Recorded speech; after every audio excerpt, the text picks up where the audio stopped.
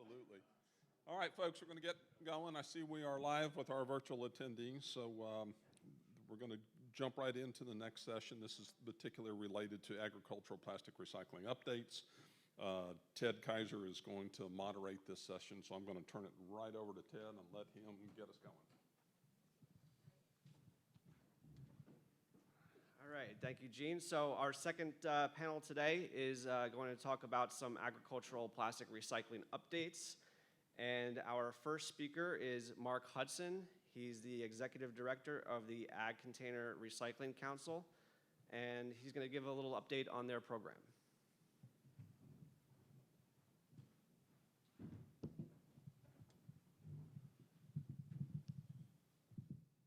Good morning, everyone. And thank you, Ted. Thank you also especially to Gene for setting this conference up again. It's hard to believe that it's been 3 years since the last one, and I don't think any of us would have necessarily liked to have known what that 3 years would involve, at least particularly the last couple of years of it. It's hard to believe how much the world has changed in 3 years.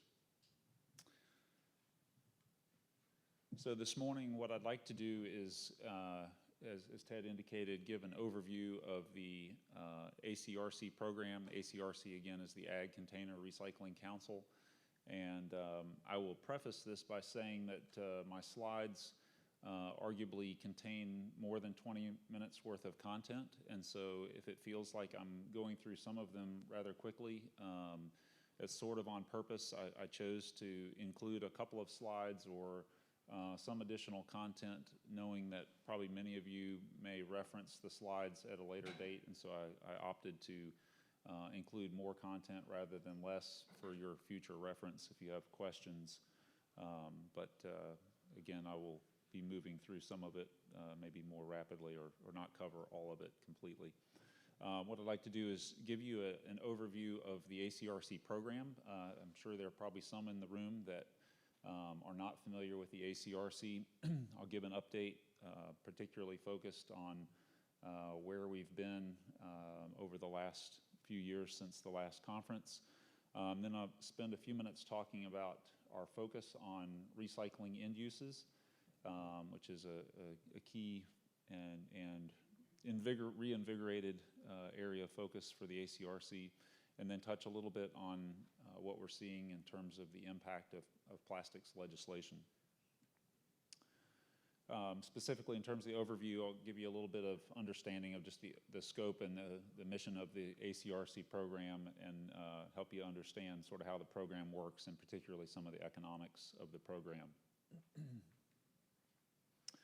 So just at a high level, the ACRC is an industry-funded free service to farmers and to commercial applicators.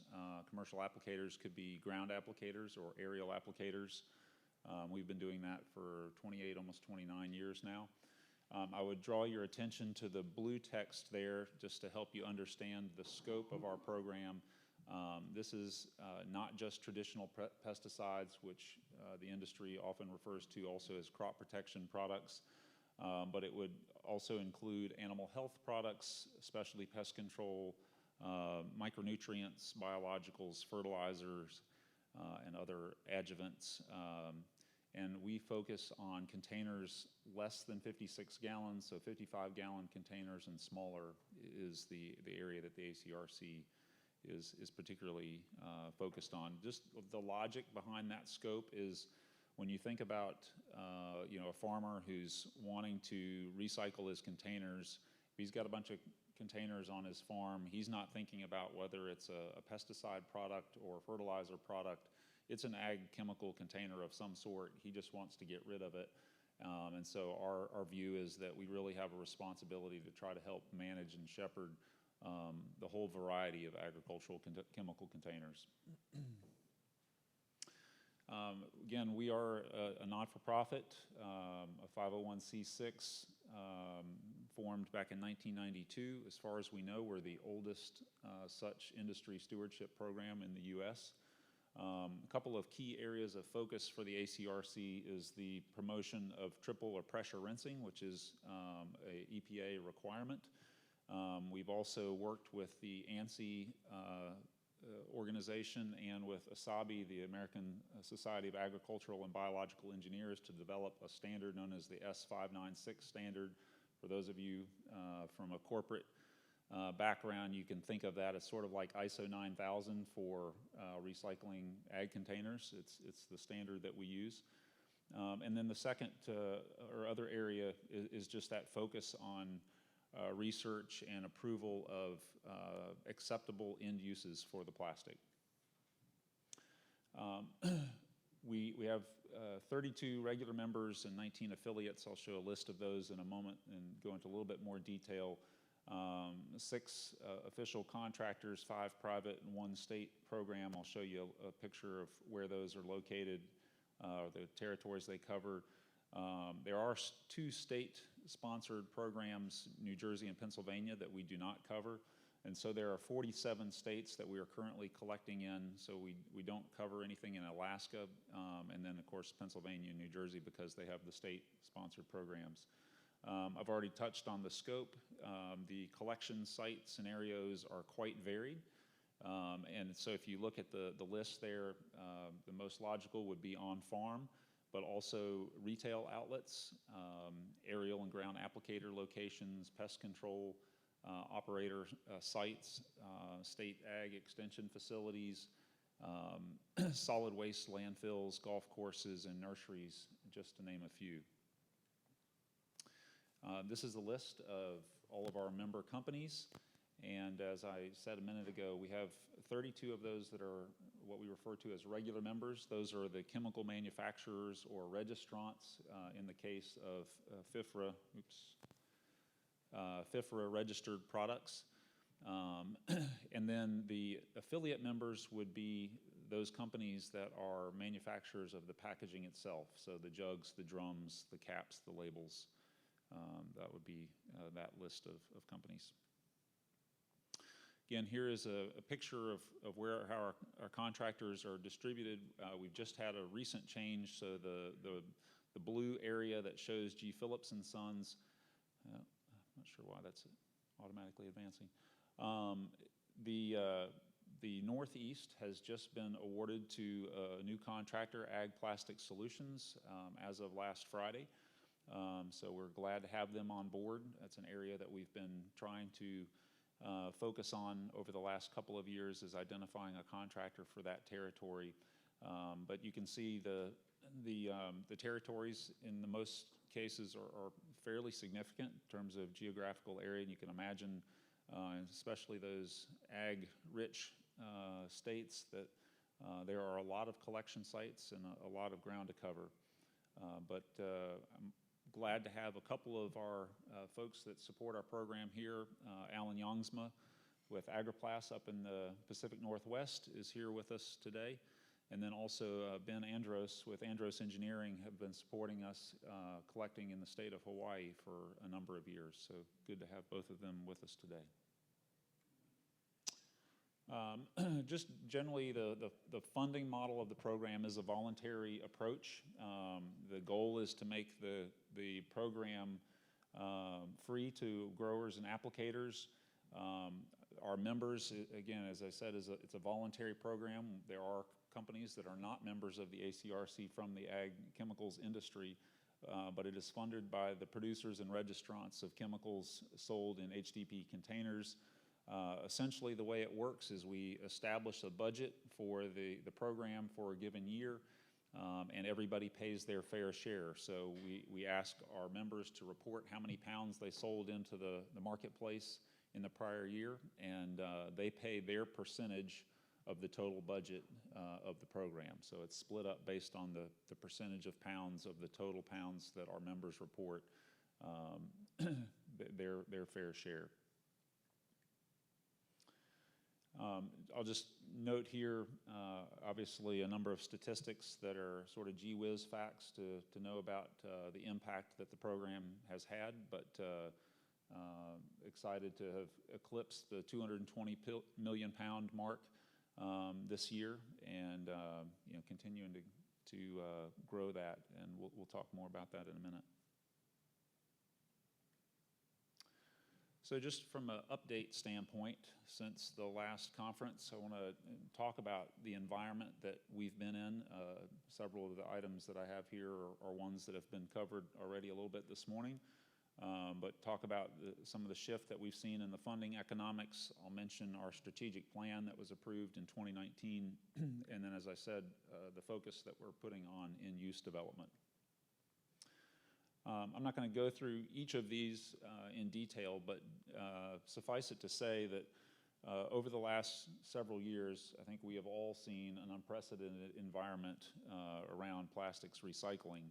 I think if you go back to the last conference in 2018, we were only 1 or 2 years removed from the implementation of the China National Sword Policy, which really began to stress all of the U.S. recycling programs.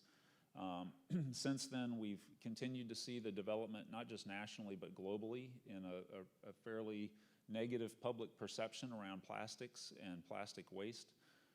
There's been much more significant focus by both public and corporate interests in eliminating plastic waste. We've seen things like the development of the Alliance to End Plastic Waste. We've seen legislation being formed, such as EPR.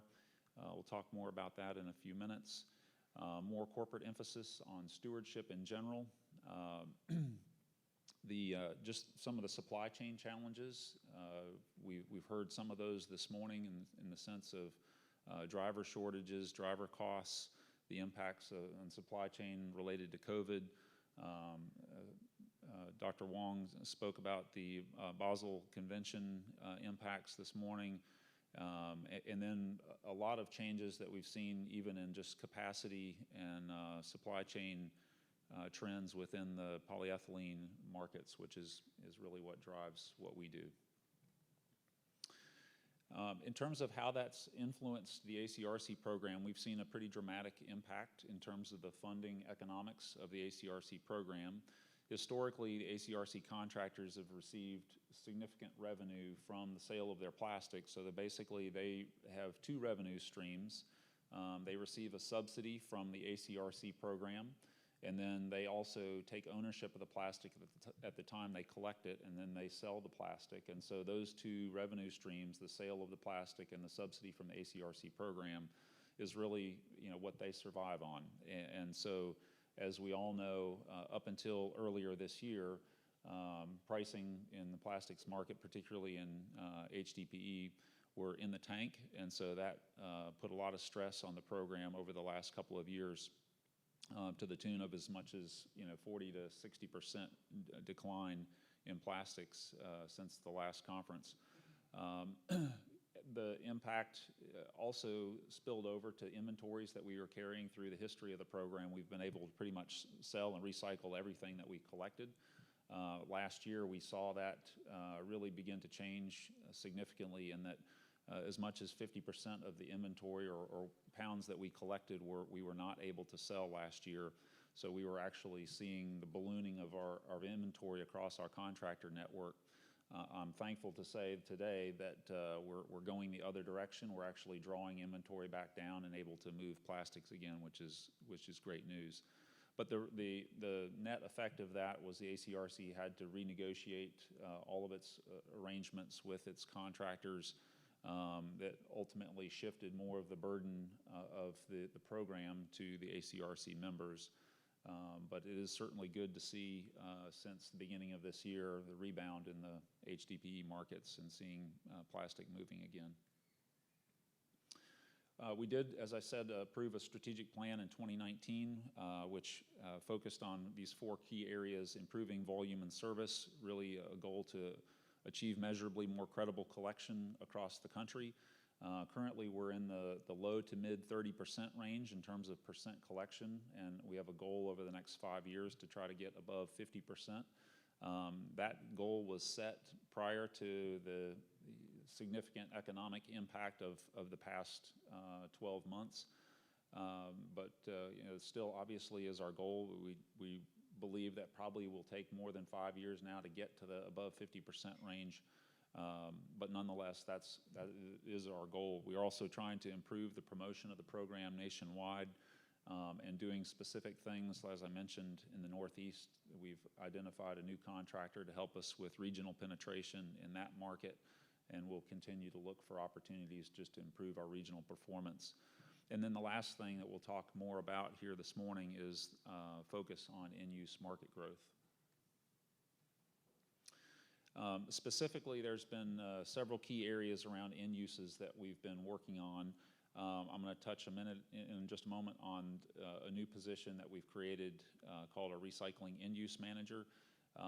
And then we've spent a lot more time talking about end use development amongst our technical committee, working on looking at the end use approval process. We're in the process now of sort of reviving some of the tools that we've used through the years to help with that. We're also looking at more of a circular economy approach, benchmarking on what's been done in countries like Brazil with an effort that we refer to as container to container, so recycling containers back into containers. And then, further development in the area of specific end uses and end users, and I'll touch more on that as we get into the next slide here.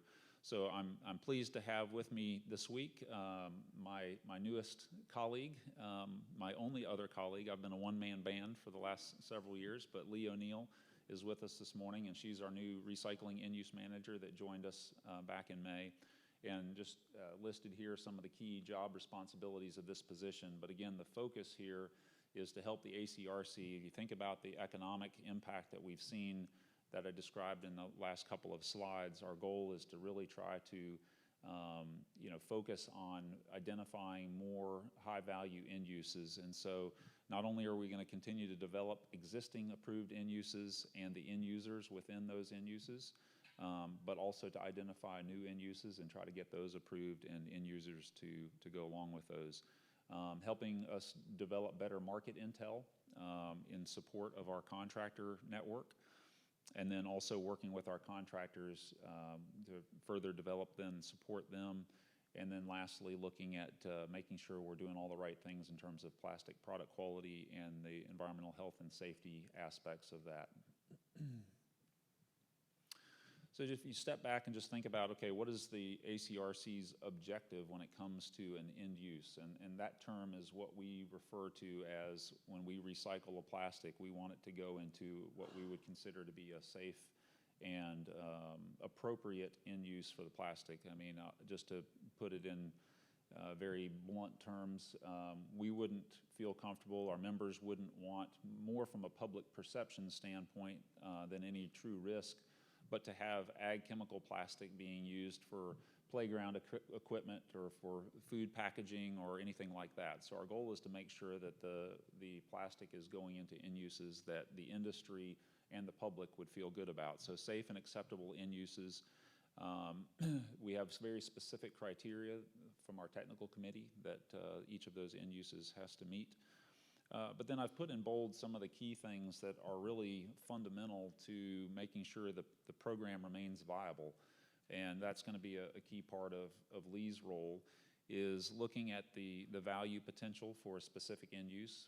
We don't want to be selling the plastic into end uses that are sort of the bottom of the barrel in terms of per pound value. So we want to maximize the value potential that ultimately helps the program and our contractors. Likewise, the volume potential. It doesn't do us any good to approve an end use or be trying to sell an end use that's only going to sell a few thousand pounds. We want to have not only high value end uses, but ones that have substantial value, and along with that would be consistent demand. Things that are up and down or may come and go from year to year make it much more challenging for our contractors. And then the ideal would be something that is in fact a closed loop or more circular approach. And so that's where we're looking at the container-to-container program that I'll touch on in just a moment. This is a list that you could find on our website, but these are some of the approved end uses through the years. Some of the key ones that have accounted for maybe the largest volumes that our contractors have sold would be agricultural drain tile or corrugated drain pipe. Also currently selling into the underground utility conduit or electrical conduit, things like landscaping, edging, and nursery pots. all of those are areas that we see significant volume movement still today. This is a list of some of the things that we have queued up for evaluation, and Lee is going to be working on trying to expand this list and then ultimately prioritize which end uses make the most sense in terms of the end use objectives that I showed in the previous slide. When you think about containers as an end use, this has been an area that some of our member companies have been a little nervous about, because you can imagine that putting recycled plastic into containers that are carrying high-value chemical products, they want to make sure that they're able to sell their products, putting the best foot forward and not have any potential risks for failures or leaks or anything of that sort. And so this has been an area that has been sort of avoided for a number of years, but recently, in the last 5 to 10 years, Brazil has been quite successful in having a program that's specifically recycling containers back into new containers. So we have a sub-team that has been launched to try to work on this with a goal specifically of approving rigid ag containers as an acceptable end use that could be approved by the ACRC for resin coming from the ACRC program. We transition to talking about plastics legislation. The way we like to think of it is there's kind of two different approaches to a recycling model. One is a voluntary approach. The other is more of a mandatory approach. This is obviously, very crude distinction there, but if you think about a voluntary approach, it's one that's industry or community initiated and generally industry coordinated, and that's really where the ACRC program would fit. A mandatory program, more government initiated or mandated, and whether it's industry coordinated or in some cases maybe local or municipal government coordinated, would be more of the extended producer responsibility example. In either case, both of those have the same noble cause and important cause, which is recycling. So our goal is not to necessarily poo-poo EPR, and we'll talk a little bit more about that in the next couple of slides, but just to draw the distinction. If you look at the extended producer responsibility example, there are benefits without question, but there's also challenges. And for some industries, those challenges are different than for other industries. The benefits, without a doubt, are the funding for collection and recycling, which becomes, in that case, mandatory. It does eliminate the issue of free riders. It's something that the ACRC has struggled with throughout its history. We certainly have over 80% of the industry represented at our board table, but there are some industry players that are not members of the ACRC, and so essentially they are getting a free ride, and EPR would eliminate that being an option for them. It also serves to provide local awareness and education in whatever state or geography you have an EPR program. Some of the challenges, however, are there's a lot of unsolved problems that exist. There are higher costs, both for existing services and then incremental services that are generally driven by some of the bureaucracy and inefficiency of having potentially multiple government entities involved in the process. And so it's not a surprise. This is something that other countries around the world where EPR is common have seen. And then it doesn't solve things like infrastructure challenges around collection sites. It doesn't change consumer and grower behavior. In our case, specifically, the issues that we've already talked about in ag plastics with things like burning and burying. Ultimately, in many cases, you're paying for the recycling of packaging that never does get returned. You're paying for it on one hand, but it's being burned or buried on the other hand. So those are things that are challenges to deal with. And then specifically in the ag chemicals space, there are very unique human health and exposure considerations. That's part of why the ACRC program was founded 29 years ago, is to make sure that the plastic was being stewarded the right way and going into the right end uses. And so regardless of whether it's a voluntary approach or an EPR approach, our goal is to make sure that the plastic is handled the right way by the right people who are trained to deal with it and make sure that it's going into acceptable end uses. Another area that many of you are tracking, I'm sure, and well aware of is the area of recycled content. There are other forms of legislation as well, several others, but recycled content would be the other one that we see as a significant impact to our members. Just like EPR, there are benefits and there are challenges. The benefits clearly are to promote a more circular economy. So we're very much in favor of that. It will drive the consumption of waste plastic. It naturally creates the consistent demand for PCR recycle, which we're a strong supporter of. And it also creates a more level playing field for producers, i.e. our members. Some of the challenges, on the other hand, as I described a moment ago, for companies like our members, where you have very unique human health, environmental considerations, environmental health and safety considerations. There's also concerns about quality, making sure that you can use recycled plastic and still have the same quality of jug, and especially when you have chemicals that need to be very safely and properly stored and controlled. Quality of the packaging is essential. That brings with it technical feasibility challenges, timelines for supply chain and engineering of those containers to make sure that they meet things like UN and DOT standards, and then the paperwork that goes along with that. So those are some of the things that our members are concerned with as we look at the future of recycled content in this space. Again, we are certainly would prefer to see a voluntary program like the ACRC continue, or voluntary approach, but we also recognize that there are certain advantages to the extended producer responsibility approach. I think what we would like to see is just collaboration between industry and with state governments or even federal government. Some of the areas just around continuous improvement that the ACRC has been pushing, things like collaboration with the retail locations around the country to help with collection efficiency, and then emphasis on a state level with the banning of burning, which has continued to be a common practice across the industry.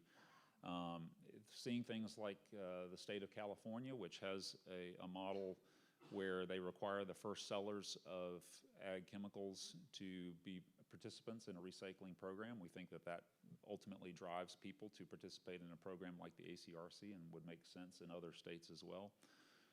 And then just at a big picture level, we would be proponents of more of a nationwide approach as opposed to the state-to-state approach, because what that's going to result in is 50 different varieties of an EPR model that will be grossly inefficient for those of us that have to implement it. So that's the concern that we would have there.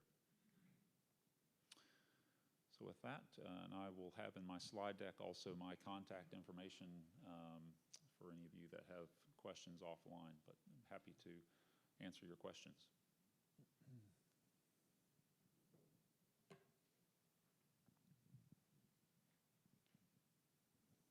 Pam Crone from the California Marine Sanctuary Foundation. So, it's great that you're doing the container recycling and having so much success with that. Do you foresee that you might be able to expand the kind of ag plastics that you focus on to possibly include other ag plastics beyond containers?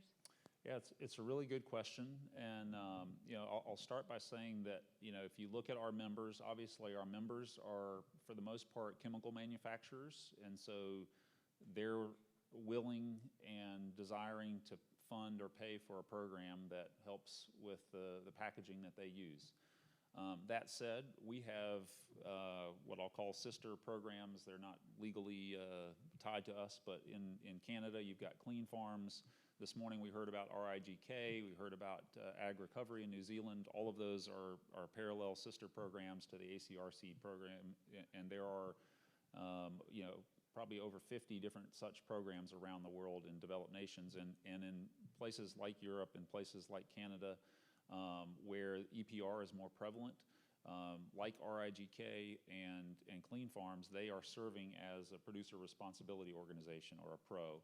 And so in those instances, they are, because of the footprint of both resources that are required to support that, they're bringing more people to the table, and so have expanded their scope to include a broader variety of ag plastics. So in Canada, for example, not only do they include the full scope of even ag containers, but they're also handling things like film, silage wrap, and various other ag plastics, and even things like sharps and waste pesticides, etc. So I think we will see over the next couple of years how that plays out. So I can tell you that just in the last couple of months, there has been an EPR task force that's been launched by our industry to really look at, okay, what is EPR going to mean for our industry? Will the industry need to form a pro? One of the challenges that we face with the ACRC is we are a 501c6, and most of the state EPR laws require it to be a 501c3, which is a public charity. 501c6 is a trade association. And so, if a pro had to be formed, we would have to set up a separate entity. So those are things that the industry is going to have to look at. And what would be the scope of such a pro? Would it include only agricultural chemical containers, or would it include a wider variety of stakeholders that would cover other ag plastics? Those are things. And I will say that task force will have other parts of the food chain than just sort of the traditional crop protection market. We will have Ag Retailers Association involved. We'll have the Fertilizer Institute involved. So many of those folks would touch other aspects of ag plastics.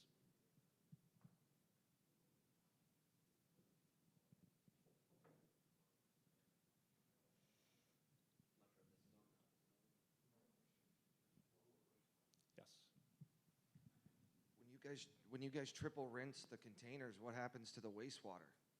Yeah, so triple rinsing, really throughout the history of, ever since EPA mandated that, has been communicated, and education to growers has been to use the rinsate right back into the spray tank. So triple rinsing is strongly advised to farmers, to applicators, to rinse their containers straight back into the spray tank and then apply the rinsate on the field. So that is the best practice. That's the industry standard.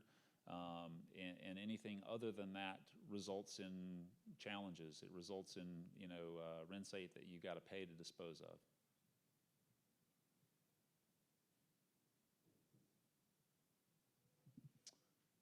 All right. Well, thank you very much. Appreciate it.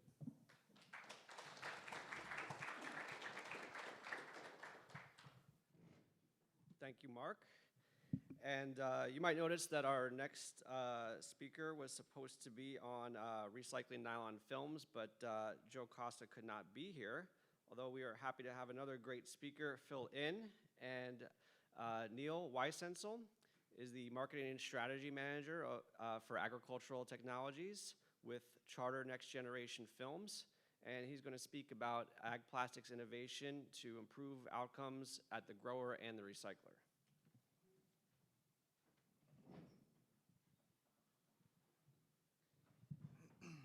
Thank you very much. Well, it's a pleasure to be here, and glad to have the opportunity to speak and to present to this group, and to see such a great group come together to speak about the problem of agricultural plastics and what we do with this once they've used, kind of gone through their life cycle at the grower level. My name is Neil Weisensel, and again, I'm representing Charter Next Generation Films, also known as C&G, and I want to speak to you a bit about C&G's position as a manufacturer and our role as far as innovation in agricultural films, our stance on sustainability, some of the products that we've actually put out into the marketplace that we believe are really good answers to some of the problems that the industry faces, and some of the benefits that the grower sees from this innovation, and then past our growers, what happens at the recycler level and what we think are some of the better impacts that some of these products that we're putting out in the marketplace will have with recyclers. So for those not familiar, Charter Next Generation Films is North America's largest specialty film manufacturer. We operate 13 manufacturing plants throughout the Midwest in kind of concentrations of plants in Wisconsin, Ohio. We have facilities in Massachusetts, one in South Carolina, and some strategic distribution centers throughout the U.S. We operate over 130 extruding lines, some cast lines, a lot of blown lines, and we play in a lot of different end markets. So our business has really been built on films that go into food packaging. So a lot of the packages that you'll see in the grocery store shelves, what might be a Charter Next Generation film, to the green and blue garments that we see our healthcare workers wear every day. Those are our films as well. So we play in a variety of end markets, and really our focus has been, can we use technical expertise to put better products out in the field? We want to draw from our kind of leading edge technical group, technical people, to source better resins, leading edge resins, and put those through some of our better and newer sort of stall of extruding assets, with the thought that when we play in markets that we can come up with something that isn't a me too for less or me too for same in a given space. We're actually putting formats that are out there that are solving real problems and challenges for the mix of industries that I mentioned. To get into innovation with Charter and to get into our innovation pipeline, if you will, or our new product development efforts, which I work very closely with, we really have to have one, maybe two criteria. It needs to be an engineered solution, and or it needs to be sustainability founded. Engineered solution is it differentiated from competition? Are we solving a real problem? The sustainability founded piece really works off of a four-pronged strategy. I'll just keep it at a high level cut, but essentially it's, can we reduce the amount of one-time plastics in a format in the smartest way possible? So simply down gauging material, we know that that's a dangerous game because the customer could suffer in terms of performance. Keep our formats material agnostic, so are we able to substitute different materials and kind of change with the marketplace as they ask for different inputs into formats? Are we able to shift? And we're constantly looking for ways to not really pigeonhole ourselves into certain structures. We are leading edge in terms of the use of PCR. When you take a look at our wide breadth of extruding equipment, we have a lot of systems that are 5-layer, 7, 9, and 11-layer systems, and what that really means is it gives us a lot of options for what we can do with these structures. We can put barrier in the core, we can have printable surface layers, and there's layers in there that we may be able to use PCR materials at a higher rate than our competition. So we're very much open to the use of PCR and have been for a long time. And then the fourth one being just flat out convert unrecyclable materials to recyclable materials. And we have a great portfolio called Green Arrow, which is very much the essence of why that portfolio was built. It's to make packaging for converters and for the food packaging space fully recyclable formats. Our approach to agricultural films has long been stay away. By being a technically driven company and an innovation-founded company, we've long looked at the agricultural space and said, there's a lot of me too for same, me too for less players out there. And I'm not backhanding the industry, but a lot of the films can be produced. If you're producing films, you can produce kind of run-of-the-mill mulch films. Now, there's some very technical variations out there, and I realize that. Things like the TIF and metallized films. But for the most part, a lot of the players in this space, it's a very cost-competitive market. So for us to come into this space, we needed to understand, can we actually come in with an engineered solution? And does the sustainability view in ag really meet kind of our company ethos, if you will? And when you look at it and you see these big piles of mulch film piled up in a field or being burned, and we've talked about it now in pretty much every presentation, the issue that happens with what do you do with this material and how do you process it, we saw that. When we started peeling back some of the layers the last couple years and have done our diligence on the space, we understand that there's real problems at the grower level that they're facing in terms of performance. Things literally like moisture retention and thermal properties and weed control. And can we do it better? The company tagline is find a better way. Can we find a better way to produce ag films and compete in this market, solve real problems, and not be 4 times more expensive with a solution? So we've launched, and we're actually really excited about a brand called Solar Shrink. We have the exclusive rights to manufacture this film in North and South America. It's protected by a patent, and it's something that we've been producing, and we have a number of early adopters that were really excited about the results of this material going down in the film. I'm not here so much to sell you on the concept as much as just give you an overview of what it is. And what the growers are seeing with this material is it's 30 to 50% lighter in terms of material volume, and it's between 400 and 600% stronger in terms of the row length tensile. So one of the key criteria for these growers is how well does it lay down, how well does it endure the season, and then how well can I lift it? And in North America, there's a lot of manual lifting still, largely because polymer degradation, and the films degrade and become very brittle by the end of a 4 to 12-month season. And I'll touch on that a bit more later on. So the film is actually incredibly strong in the row length, and then one of the proprietary features of this film is that it actually shrinks to the mulch bed. Once it's exposed to sunlight, it constricts to the bed, and I've been in the field for the vast majority of our trials and some of the guys who have taken in commercial orders, and the reaction is roughly the same every time. They intuitively understand that this allows better moisture retention, probably better weed control in their minds. Thermal properties, depending on the color, we can do different color formats and benefit them and kind of give them the colors that they ultimately need. And then the fact that it constricts to the bed, you're eliminating wind flap, which is something that I was really surprised to hear how common this is, where you have a gust of wind or a windstorm come through the field, and it pulls the mulch film out of the field, and it blows it into the tree line or into the interstate, even worse. That happens a lot with films, and I'll speak about why that happens. This film constricting to the bed holds it down, keeps it in place, and that's viewed as a big benefit for the grower. So I'm talking about innovation as a manufacturer. We like to run it. The grower likes to lay it down, but how does that actually help our customer's customer, and in this case, that'd be the recycler? So you can put our conventional films in this chart. This is just a generic view of competitive films. There are real competitive films behind some of this, but I'm talking about that row length tensile strength, and you can see that it is substantially stronger, but the real proof is in the trials that we do, and that's really how we like to talk about this and say, the benefit is when it's down in the field and they can actually see the strength upon put down and the actual constricting to the mulch bed, which is sometimes amusing to watch people watch that happen. So getting past the grower, how is this better for recyclers? Now, obviously, we're not a recycler.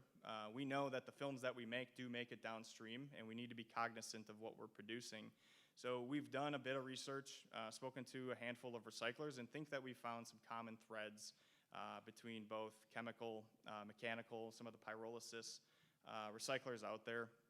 That seems to be reoccurring themes, and I've actually heard all of them today as issues that come about in the ag plastic space. So solar shrink, as it relates to contamination, we have a number that we use. It's around 70% of the retrieved film from the field is actually made up of dust and debris and microdust.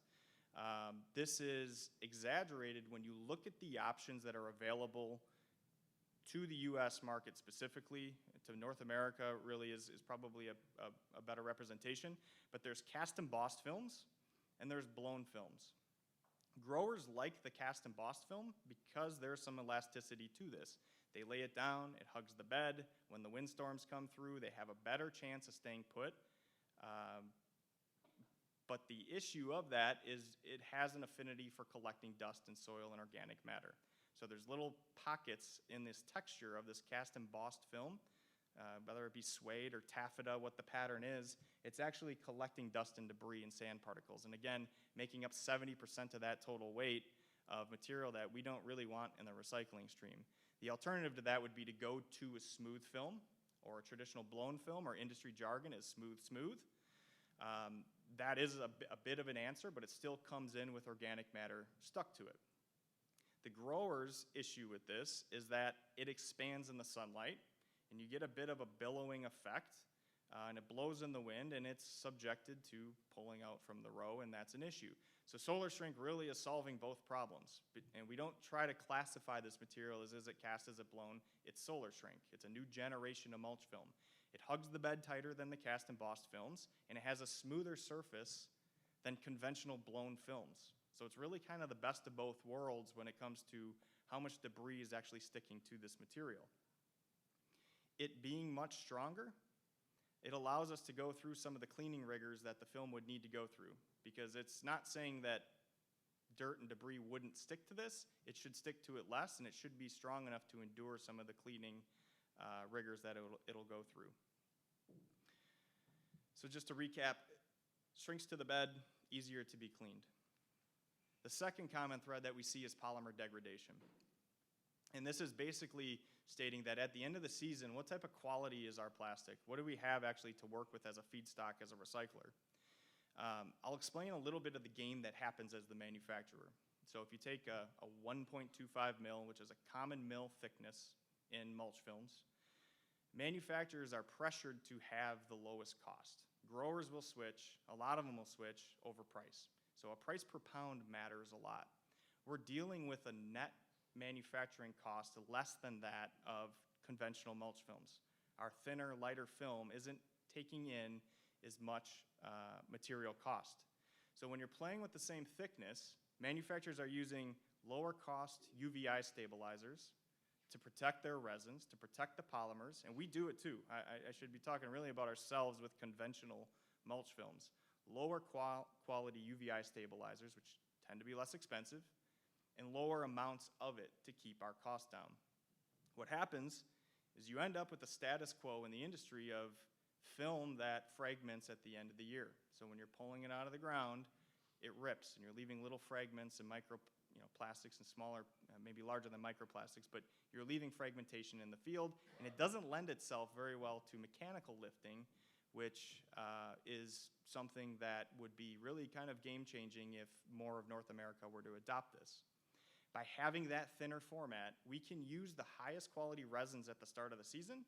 We can use the highest quality UVI stabilizers and inhibitors, and we can use more of it, allowing us to have higher quality resins at the start of the season, protected after 9 months of sitting in the field and taking in UV light. Now, this material has been proven for the better part of the decade in Australia, which has some of the highest and worst, really harshest growing conditions that we find globally. They take in UV pressure that we don't even see in Arizona, which we tend to kind of associate with being one of the worst environments. So to state that that strength stays intact by the end of the season, we've actually long proven with commercial customers that the film is materially stronger by the end of the season. We're not using calcium carbonate. I can't give you the formulation. It is proprietary, but there's a little bit about, you see some of this activity in the marketplace where you're putting in some of the fillers to diffuse light. Unfortunately, that creates a matte finish, which again has an affinity for collecting microdust. So we're able to keep a very smooth surface with polymer protecting additives that aren't filler materials. And then the third one is the retrieval and transport issue. This is one that we look at very closely, and I mentioned a bit about the mechanical lifting. We believe in mechanical lifting. The film was initially designed to be mechanically lifted.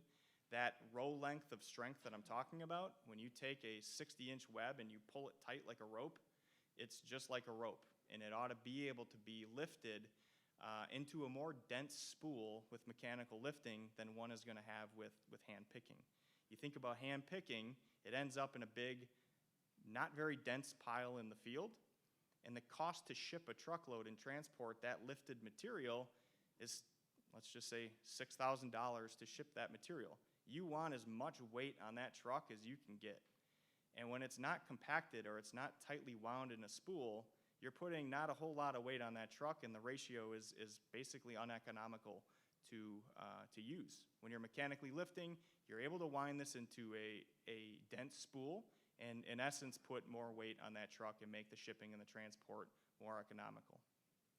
So that's kind of a look at this material from a manufacturer's perspective, kind of through the lens of the recycler. We're not necessarily subject matter experts at the recycler level, and we're very much open to collaboration to explore more about circular economy and what happens at the recycler level. But for the most part, the manufacturer to the grower, the manufacturer to the customer, we're very excited about this type of innovation. This is not commercial. We don't make a 0.4 mil film commercially. We've proven that it can be mechanically lifted as low as 0.4, but that's not how thick the material is. It's certainly north of that, and that's not something that's commercial. But the point being, we can go very thin, which is actually very exciting for us, knowing what the potential is for this material. So emerging technology, innovation in our minds in the agricultural space, and I think it's going to have a lot of benefit, not just for our customers, but again, the customer's customer. And yeah, that's Charter Next Generation and Solar Shrink. So happy to take any questions or speak to anybody after the presentation about the company or this material.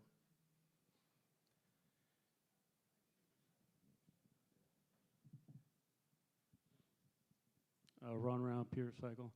Have you done any studies in terms of actually recycling this film, in terms of extruding it or cleaning it? Do you know anything about the actual recyclability? Yeah, there's been certainly actually live recycling in Australia. This is fairly new technology for us in the US, and our collaborator list in terms of closed loop systems or even recycling is pretty light, but we would be happy to share anything as far as what they're doing in Australia to recycle the material. It seems anytime you talk about multi-layer films, which is probably the most challenging material out Yeah. there that nobody seems to be able to recycle,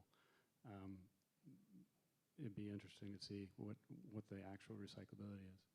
Yeah, no doubt about it. And to be clear, this material isn't so much geared towards taking on all of mulch film. The ambition is to do that. Some of the biggest inputs that are complicated, I think, for recyclers, like the EVOH additive for TIF and the nylons, we're more head-on with this material for non-TIF environments or non-TIF applications. So the actual blend is relatively clean, and happy to kind of one-on-one have those discussions and even give you a look under the hood, be it maybe under an NDA, but just to give recyclers a feel for exactly what is coming through as feedstock.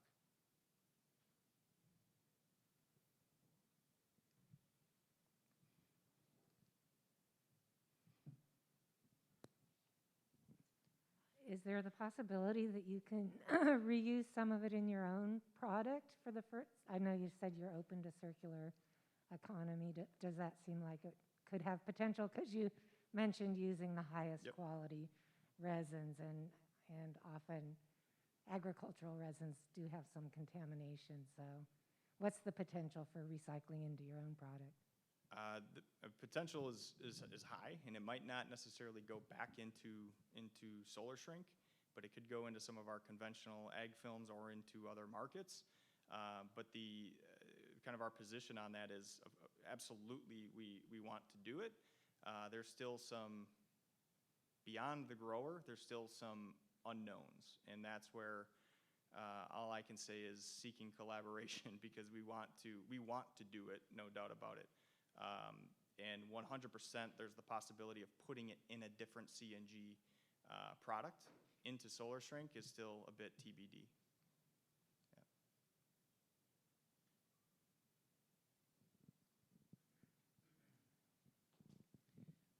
I think piggybacking on what Pam was saying there, do you guys have a product that you're using PCR in at present?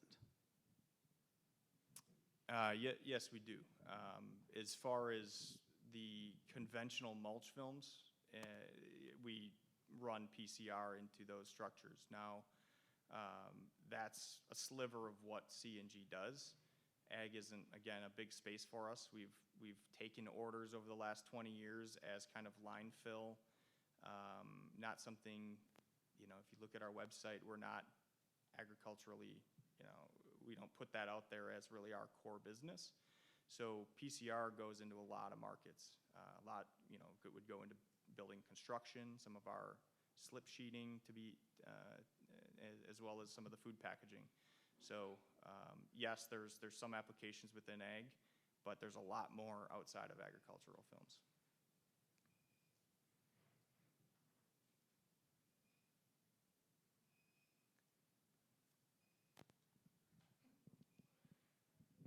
So you said that 70% of typical PE film is dirt when it's pulled up. Mhm. Have you done studies on your own film to figure out what that percent is? How much dirt clings to this?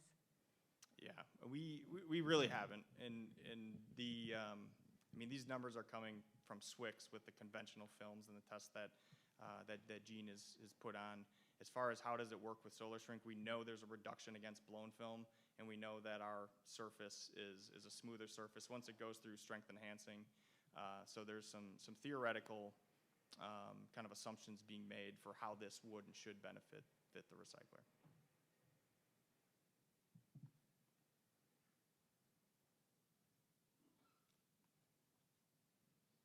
All right. Thank you.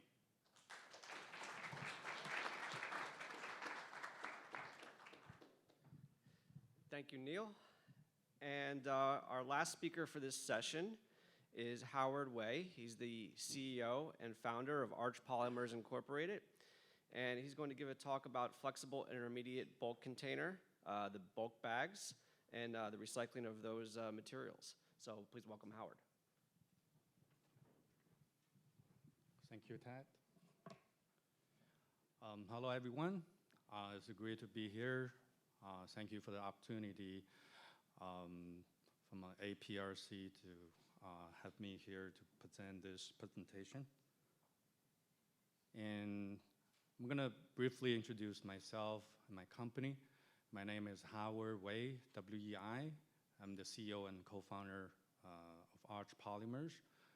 And Arch Polymer was founded in 2015. And we're the dedicated bulk bag recycler and processor located in Central Ohio. And there's a lot of recycling company collecting bulk bags, and we're a little different than the others. We do the processing as well. And today's presentation covers two topics. And first is the National Sewer Program policy that implemented by Chinese government a couple years ago. I know it's a thing of the past, but I think it's still worth time to talk about it. And adding the impact of COVID last year and continuing, there's a huge impact on the global plastic recycling industry. The next topic will be covered by the FIBC recycling, which is what we do.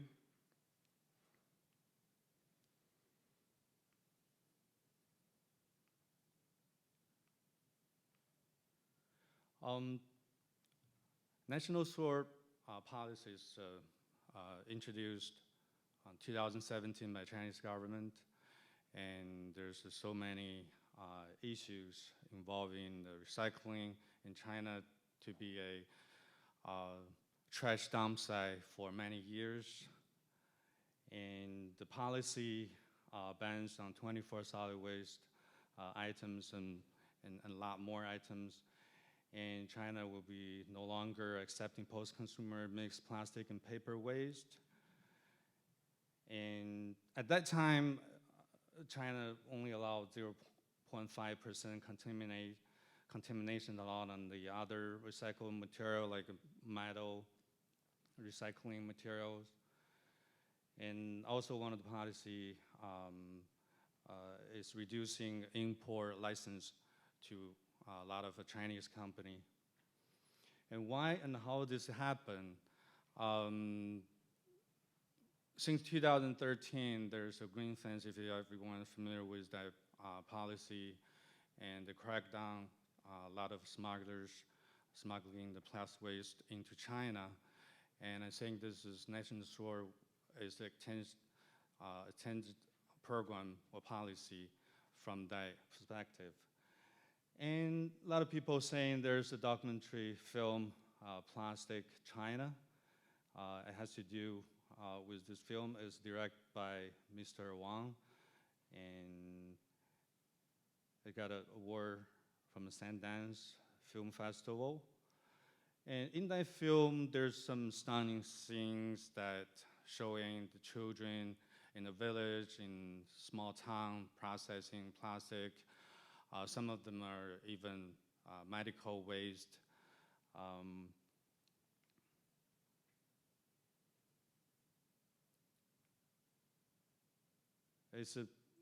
I don't know how many of you seen this film, but it's really stunning that children living in that environment.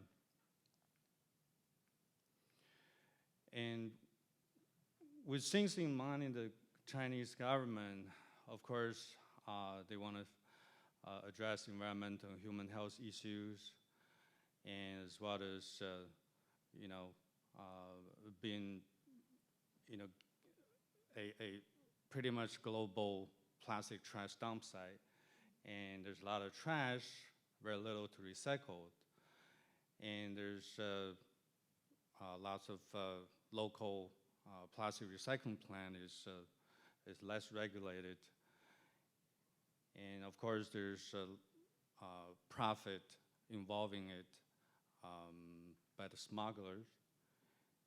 And also, China's been developing their economy for 30 years. There's lots of their own recyclable materials they're taking care domestically. And it creates huge global impacts. And of course, as everyone's been talking about, lots of plastic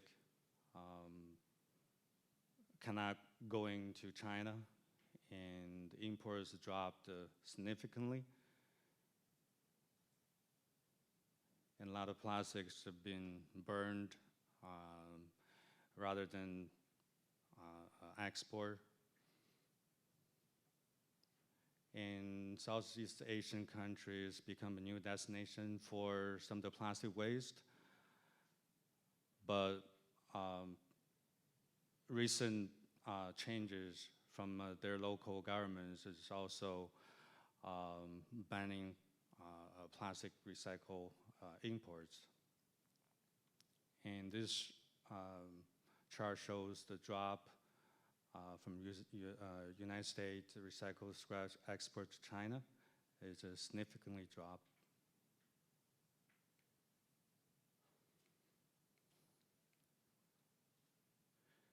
And this slide shows more impacts on how this recycled plastic waste starting to pile up, and recycled material going to landfill, being burned. In some states, they're halting the recycling program. This is overwhelming. Well, at that time, the commodity price is, showing depressed commodity prices, but since then there's lots going on because of COVID, and I guess a lot of plastic, manufacturers and recyclers and processors seeing the plastic prices going up recently. So there's dramatic changes since then.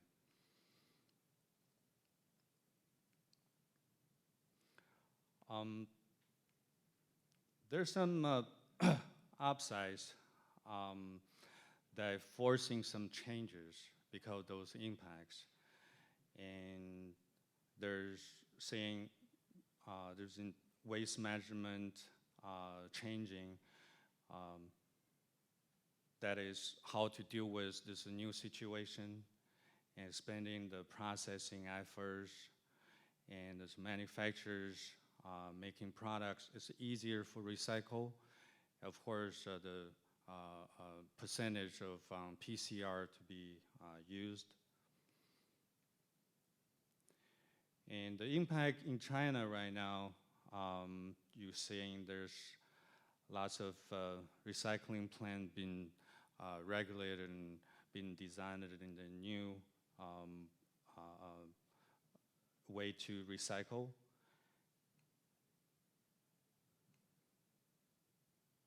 And some of the recycling program implement into the community recycling. And we have seen there's different programs that is in community, even sorting the plastic recyclables in different categories. You see the recyclables, you see the trash cans, you see the disposables, some separate with waste material or hazardous material. My next topic will be FIBC recycling. And FIBC bags, some call bulk bags, some are called super sacks. Those are the same, refer to the same material, same bags. And they're using for flowable material transportation and storage.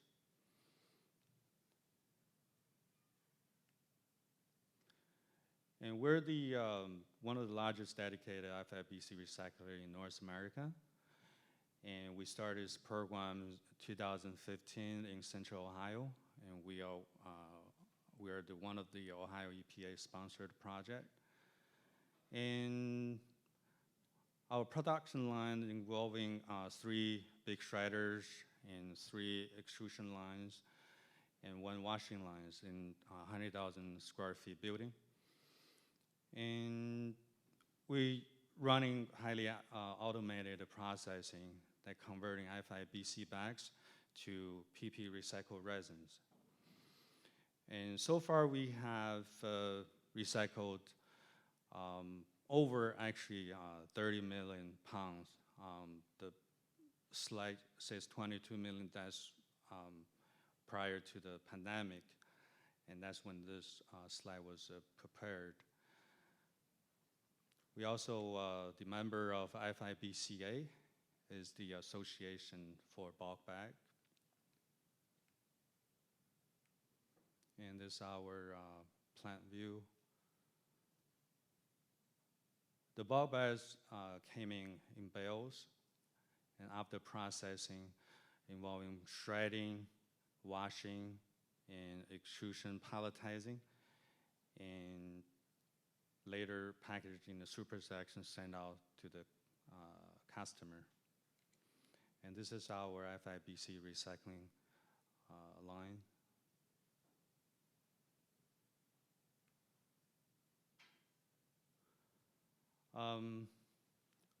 We've been asked a lot of questions by the FIBC bags users and how to get them packed, compact, baled for transportation. And we have some sources that can help to consolidate, and we have some manufacturers making compactors and balers to help baling the FIBC bags. And some of bag consumers, they, taking some time to accumulate certain volume, to transport the bags to our facility. And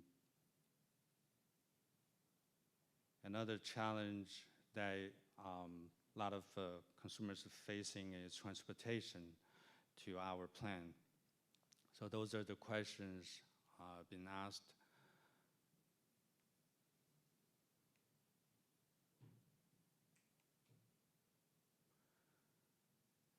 And the process of bulk bag recycling, starting the collection, and these are how the bags been dumped, being collected and after the use. And normally, a supplier using baler to bale those bags. And typically, each bale has about 100 to 150 bags per bale. And there's a downstroke baler, there's a horizontal balers, and there's a compactors. And horizontal balers tend to bale more heavier. And in this slide, it shows a downstroke baler. It is approximately 1,000 pounds per bale. And when supplier, they collect enough bales. This slide shows the other way to bale the bags by stack them on each other onto a ski. And that's about 50 to 70 bags per ski. And to make a full truckload, it's about 20,000 pounds.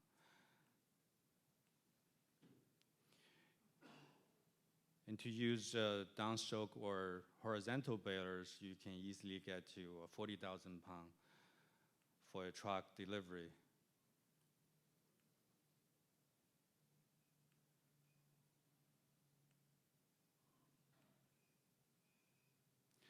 And after we get in those bags into our recycling plant, and we do sorting and to inspect and eliminate those bags with excessive residues. And also we inspect those bags if they have PE liners or foil liners. And we have our resin customer, they are accepting the resin, PP resin with PE content, but definitely not the foil liners. And we're gonna also inspect there's any metal contents, including clips and air valves, and that contain metal spring. And also those non-PP strapping, nylon strings and stitchings. And some bales came in with cardboard and trash and rock and debris and a lot of different stuff. And type C bag, this is another bag we're trying to identify. Those are with conductive threads. So that's also a element that our downstream PP resin consumer, they don't want them to be seen in the repro.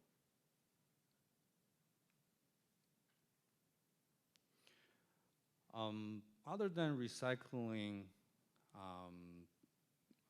shredding and making repros from FIBC bags, there's a lot of people asking the question, can this be reused?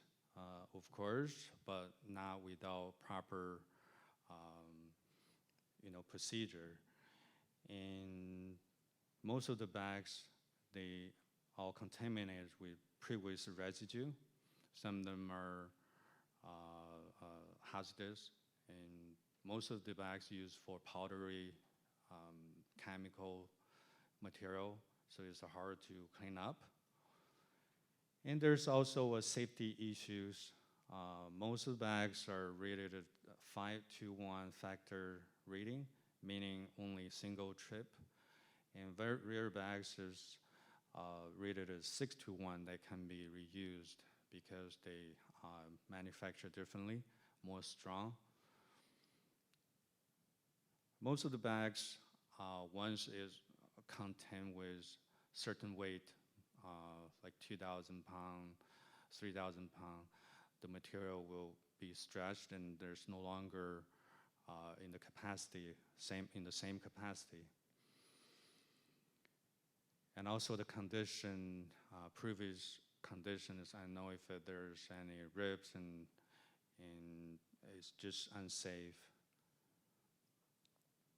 And there's also issues on the logos and trademarks and the printings, the marks on the bags. And those are the concerns when it comes to reusing FIBC bags.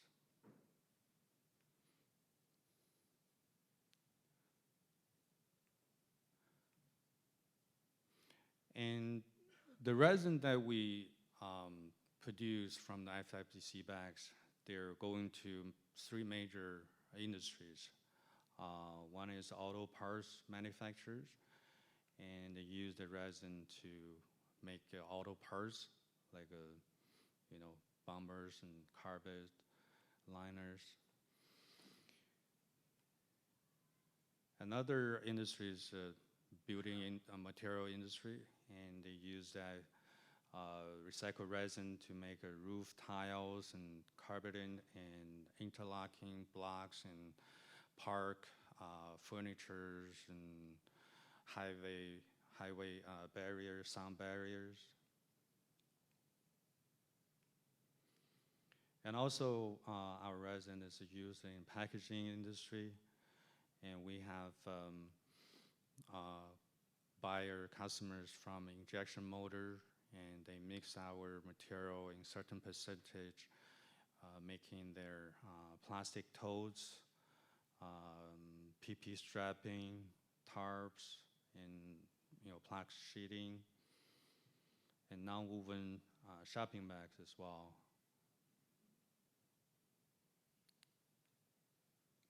And that will be my today's presentation, and I'm welcoming questions you may have.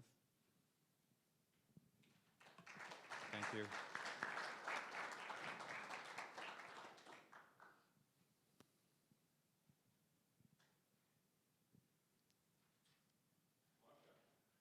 Any questions? I guess it'd be for the whole panel. What's going on right now with the bale wrap and grain bags? What kind of movement is taking place in that area? You talk about bale wrap? Yep. Is that LDP film or? Yeah, I think the majority of it is LDPE. Okay. Most of our material came in unwrapped. They are PP, polypropylene material. I think Ty might have a better idea on the LDP recycling. I'm not sure I get this thing on.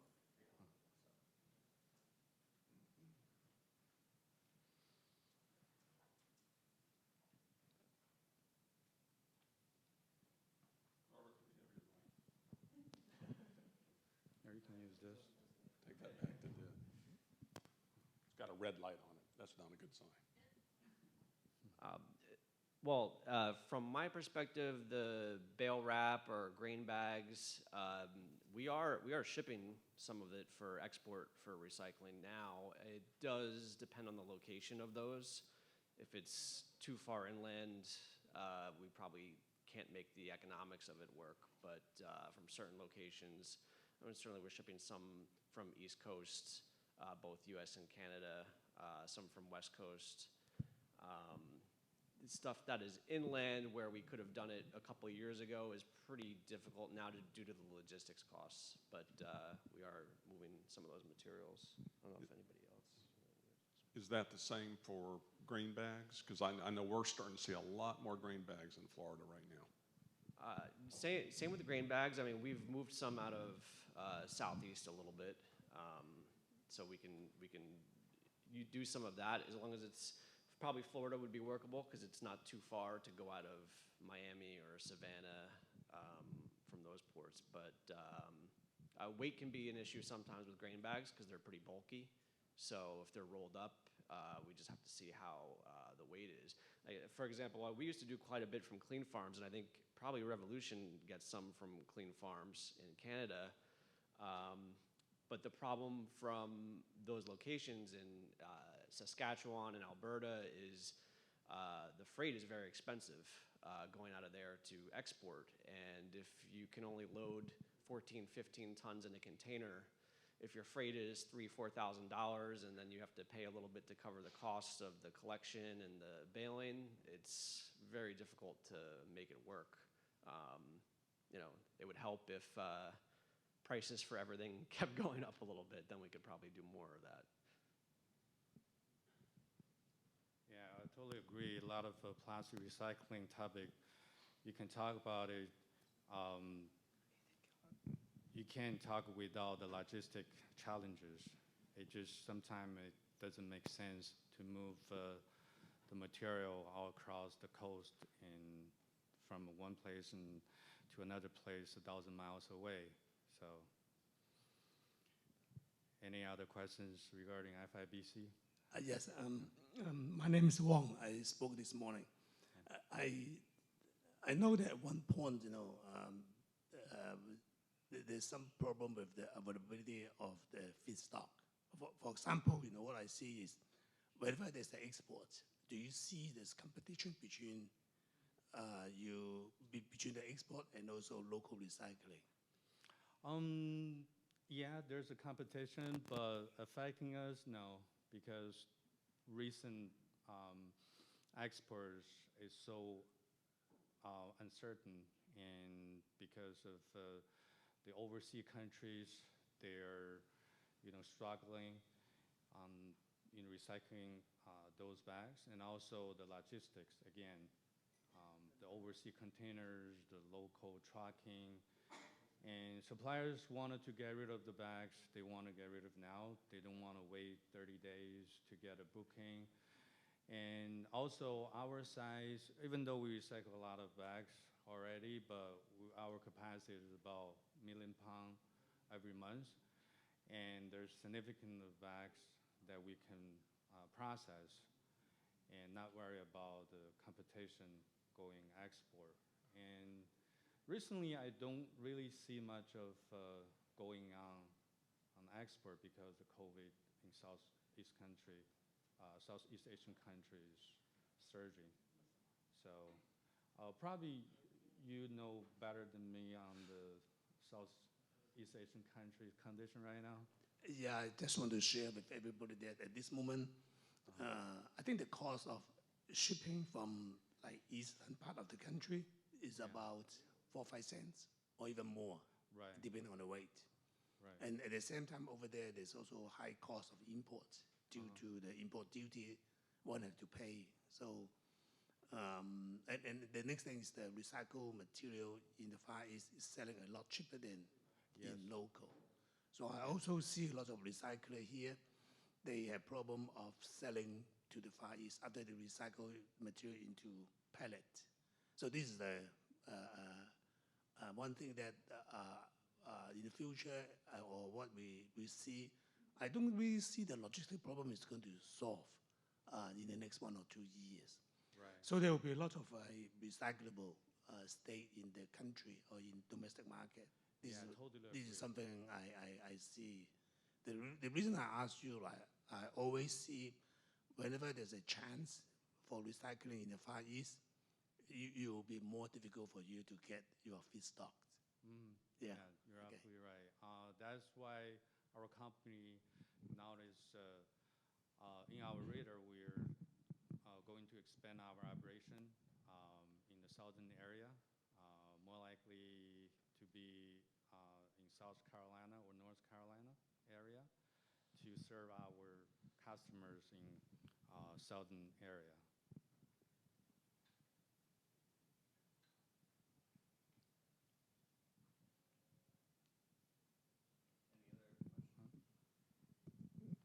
I'm not very familiar with the FIBC, so is this used mostly for like packaging grain products or fertilizers, or what's it used for? And then if it gets used on an individual farm basis, how do the logistics work for getting it back to a baler?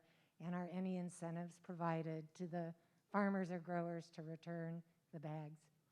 Yeah, FIBC stands for Flexible Intermediate Bulk Container, and they're made by polypropylene, and they're used for flowable materials in, so many industries. You can transport concrete, powder, and chemicals, and seeds, fertilizer, and most of the consumers, they, like I said in the slide, they bale them before transport to the next processor. And one of the challenges, some users, they taking maybe months or even year to accumulate one truckload. So I always recommend them to find the local plastic recycler, and they have ability to consolidate from different users to make a full truckload. That way they can ship to the plastic recycler with less than truckload, so save them spaces.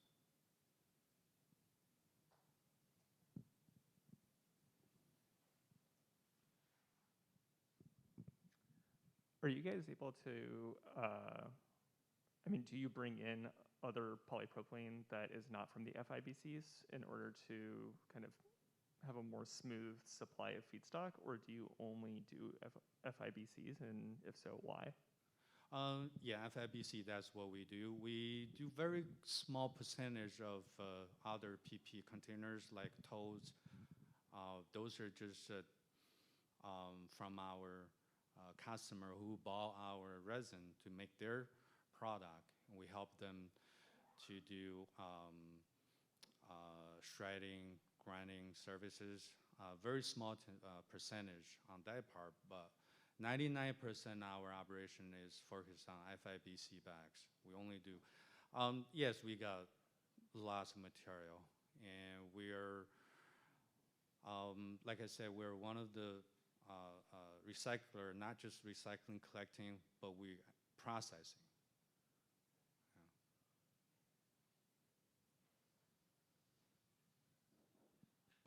Yeah. Any other questions? All right, thank you very much. Thank you, Howard. Thank you. All right, I think that concludes this session. Again, thanks to the entire panel. Very good presentations. And we're at lunch now. In the back of your name badge, there's a lunch ticket. So